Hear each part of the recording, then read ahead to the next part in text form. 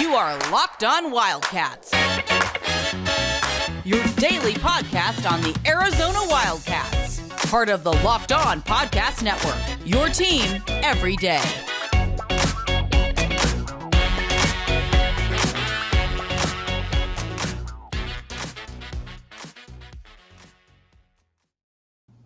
Thanks for keeping it Locked On Wildcats and making this your first listen of the day. Being that it is about 4 o'clock, we really appreciate you making this your first listen of the day. All right, with John Schuster, I'm Mike Luke. That would be me. I'm the one relegated to the corner because now I could sit on the couch next to Mike and be about the same height, but this is a much more comfortable chair. So that's why this is the sacrifice you get. I'm the guy talking from the lower corner of your screen. And we're about comfort here on this show. A lot of people don't know it, but we're about comfort. As you should be while you're listening. Correct. All right. Or viewing. Let me ask you this. So we're going to talk a little bit of Phoenix Suns. We can talk Phoenix Suns because Deandre Ayton is on the Phoenix Suns. Oh, that makes sense. Boom. All right. So the Phoenix Suns are playing the Pelicans. New Orleans Pelicans. They're from New Orleans. Yes, correct. Yes, that's what first thing I think of when New Orleans. Yes. New Orleans is one of those teams like the Hornets, and they're sort of in some general part of the country, and you kind of forget about them, and they're easy to blend in with a bunch of other teams. Right. So is that one team, the other team, the third team? Who's this team? But this is the team with that, as we're recording this, is tied with the Suns at 2-2 in the first round of the playoffs. I believe this game is a must-win for the Suns. I think that's pretty because I believe the Suns don't have the margin for error without having Devin Booker out there that they obviously do. And you might be saying, well, duh. But a lot of teams you would still expect to be able to beat the number 8 seed that was 36 and 46. Here's my question. Are the Suns maybe not quite as good as we thought they are, or does this just show how good Devin Booker is? I don't know if any of us know the answer to that right now, and it becomes a bit of a concern that's a little bit more difficult to figure out. I think the Suns are going to win this series. I think they're going to win tonight's game, and then that gives them 2 opportunities to close things out. And even if they don't win Game 6, they can win, Game 7. Obviously, they have that opportunity because they've won a game in New Orleans already. So there's certainly a possibility, even if they lose Game 5, that they can, take another one from New Orleans. But interestingly, at least in this series, and interestingly, generally speaking to me, the problem in this series isn't so much Devin Booker, but the fact that two things. That New Orleans gets so many second and third shot opportunities. I don't understand how that's happening. Right. And it's bizarre too, in that Monty Williams basically has put a premium on the offensive end, go to Ayton or go to McGee. Right. Because they're so big. Right. Well, if Ayton and McGee are so dominant on the offensive end, and their statistical numbers have indicated that they are, that they obviously have a mismatch advantage, then how the bleeping crap are the Pelicans getting offensive rebounds so often and getting second and third shot opportunities? When that happens, and it's happened in the 2 games that Phoenix has lost, that's been the problem. Right. And it hasn't that's not necessarily a Devin Booker problem. The second issue that has plagued the Suns, which is more a Booker problem, is that the Suns haven't been able to shoot 3-pointers. Right. Chuck made an interesting point, too, that people are saying, well, what about Chris Paul? That's his good buddy, Chuck Barkley. Chuck Barkley, yes. A lot of people don't know that, but you know what? Chuck Barkley, good friend of mine. We're very close. I'll tell you what. Let me tell you first about Athletic Greens, because this is going to go straight in to my observation about Chuck Barkley. Well, not Chuck Barkley, but all right. Well, either way, I'm butchering this. All right. Athletic Greens. If you want to stay young, you want to stay in shape, you don't want to just get strong, but you want to get rid of the gut, get Athletic Greens. Here's the deal. To make it easy, Athletic Greens is going to give you a free 1-year supply of immune-boosting vitamin D and 5 free travel packs with your first purchase. All you have to do is visit athleticgreens.com/college. Again, athleticgreens.com/college to take ownership over your health and pick up the ultimate multi-nutritional insurance. Okay. I'm not sure that's what exactly said, but we're going to roll with it. All right. Here's what Barkley said, though. Well, hold on. Let's take a quick break. People are saying, well, why isn't Chris Paul just dominating every game? And Barkley, I think, is making a point that a lot of people don't make.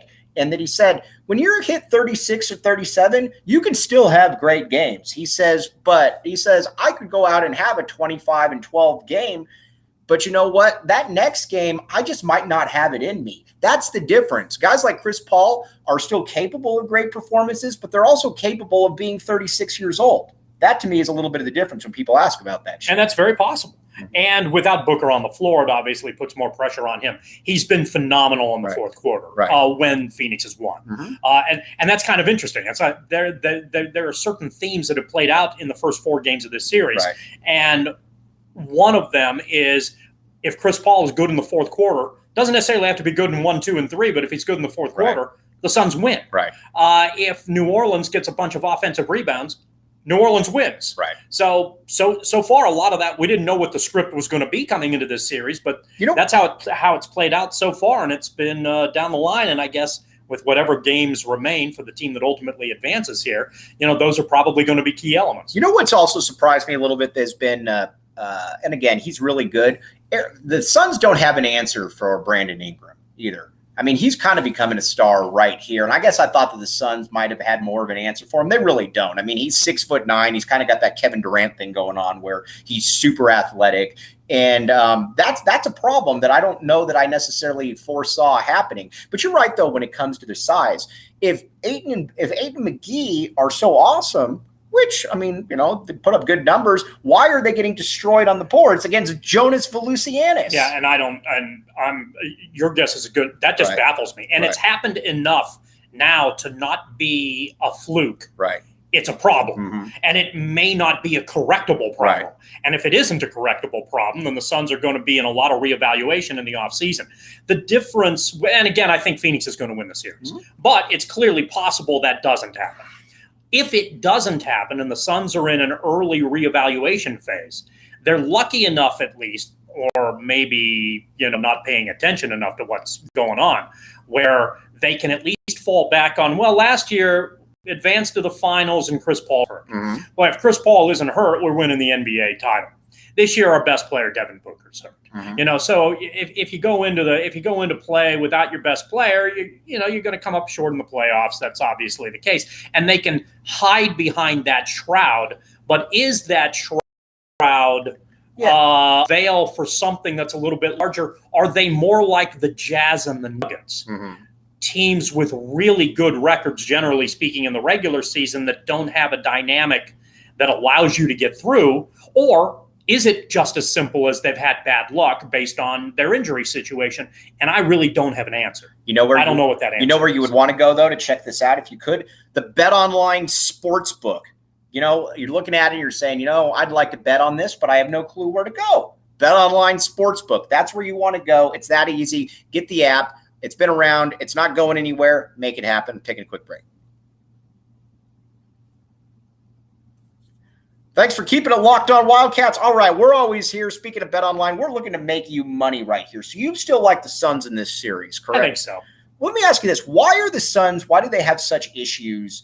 It seems every single time the Suns are going to do something well, something bad happens. Every single time. And that's why when I see these new age Suns fans with their freshly pressed Devin Booker jerseys, nothing can happen to us. No, you don't know. You don't understand. There's a lot of suffering. There's a lot of suffering going on, and something always happens. That's why I don't get too excited about it. I haven't talked much about the Suns pretty much this entire season. I know they got the best record. Yeah, I'll believe it when I see it. And I guess that's, and when it happens, and then you'll be really excited as a Suns fan when it does. And if it happens, I'm not going to know what. And if it happens, I'm not going to know what to say. Right. You'll be like, wait a second. Yes. This was like to some degree when the Cardinals were in the Super Bowl. Right. What was that? 12, 14 years ago. Right. It's like, I don't know what to do right now. Right. I'm accustomed to the Cardinals being out of this in October and then winning games in December to screw up their draft position. Right. Wait, the Cardinals are in the what happens now? Right, for sure. And with the Suns, I completely understand where you're coming at. As someone who's followed the Suns for the better part of 45 years, I have a pretty good understanding of what you're talking about. Yes, we can go through a lot of podcasts and a lot of conversations about how.